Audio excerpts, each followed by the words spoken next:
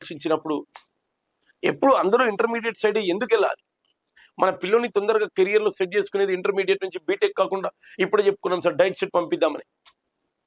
అంటే దాదాపు ఒక 20, 24, 23 సంవత్సరాల వయసులోనే పిల్లని ప్రభుత్వ ఉద్యోగం చూడగలగాలి సార్ మనం. ఎందుకు సార్ అంటే 2 తెలుగు రాష్ట్రాలు కూడా జాబ్ క్యాలెండర్ రిలీజ్ చేస్తా ఉన్నాయి సార్. ప్రతి ఇయర్కి నోటిఫికేషన్స్ వస్తాయి సార్. ప్రభుత్వ ఉద్యోగంలో సెట్ అవ్వడానికి అవకాశం ఉంటుంది కదా. ఆ విధంగా ఆలోచించమని కోరుతా ఉన్నాను సార్ ప్రతి పేరెంట్ని కూడా.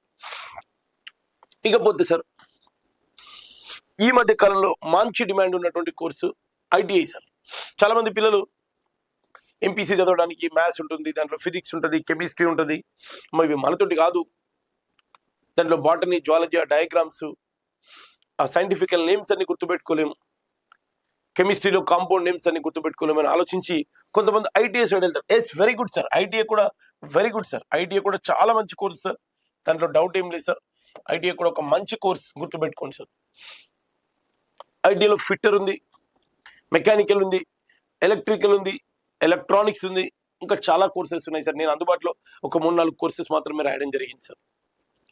మరి ఈ ఐటీఐ కంప్లీట్ చేసినటువంటి ఒక స్టూడెంట్ అందరికంటే ముందు కెరియర్లో సెట్ అవుతాడు సార్. ఎందుకు సార్ ఐటీఐతో ఇవాళ government of India, government of Telangana and government of Andhra Pradesh multiple సెక్టార్స్లో జాబ్ ఆపర్చునిటీస్ క్రియేట్ చేసింది సార్. ఎలక్ట్రికల్ డిపార్ట్మెంట్స్లో కావచ్చు, మెకానికల్ డిపార్ట్మెంట్ కావచ్చు, ఎలక్ట్రానిక్స్ డిపార్ట్మెంట్లో కావచ్చు సార్.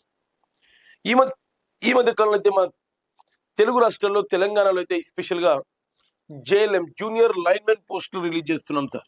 జేఎల్ఎం అనేటువంటి జూనియర్ లైన్మెన్స్, దీనికి బేసిక్ క్వాలిఫికేషన్ ఐటీఐ అడుగుతా ఉన్నాడు సార్. ఐటీఐలో ఎలక్ట్రికలా, ఫిట్టరా, ట్రేడా, ఆ ట్రేడ్ ఏంటో దానికి సంబంధించినటువంటి పోస్ట్ రావడం జరుగుతుంది సార్.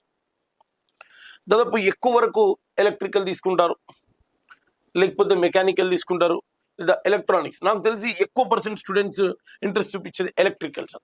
ఎందుకంటే సబ్జెక్ట్ కొంచెం ఈజియెస్ట్ వేలో ఉంటుంది. మరి 2016లో చూసాం, 2018లో చూసాం సార్.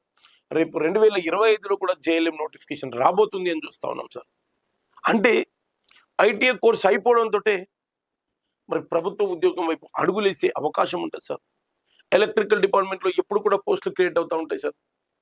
ఎందుకంటే ఎలక్ట్రిసిటీ అనేది మనకు మేజర్ సోర్స్ కాబట్టి దాంట్లో ఎంప్లాయీస్కి మనం స్థిరపడితే కాంట్రాక్ట్లో తీసుకుంటారు, అవుట్సోర్సింగ్లో తీసుకుంటారు, వాళ్ళనే కొంతకాలం చేస్తే పర్మనెంట్ కూడా చేస్తారు సార్ కొన్ని సందర్భాల్లో. అంటే గవర్నమెంట్ యొక్క డిసిషన్ బట్టి, గవర్నమెంట్ యొక్క పాలసీ మేకింగ్ని బట్టి.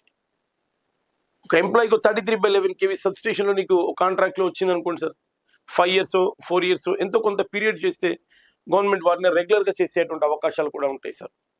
లేదా ఇట్లా జేఎల్ఎం లాంటి నోటిఫికేషన్స్ వచ్చినప్పుడు మీరు సెటిల్ అవ్వడానికి కూడా అవకాశం ఉంటుంది మిత్రమా. కాబట్టి ఇది కూడా ఒక వండర్ఫుల్ కోర్స్ అనేది గుర్తుపెట్టుకోండి సార్. ఐటీఐని ఎప్పుడు తక్కువ అంచనా వేయకండి. ఐటీఐతో కూడా మనకు చాలా ఆపర్చునిటీస్ అనేటువంటి కనపడతా ఉంటాయి సార్. ప్రతిసారి ఇంట్లో ఎలక్ట్రానిక్స్, ఎలక్ట్రికల్ ఇట్లాంటి కోర్సెస్కి చాలా డిమాండ్ ఎప్పటికీ కూడా ఉంటుంది సార్. లేదు సార్, కొంతమంది ఏం చేస్తారంటే సార్ సైంటిఫిక్ రీసెర్చ్ మీద ఇంట్రెస్ట్ ఉంటుంది సార్, లేదా కొన్ని టెక్నికల్ కోర్సెస్ మీద ఇంట్రెస్ట్ ఉంటుంది సార్.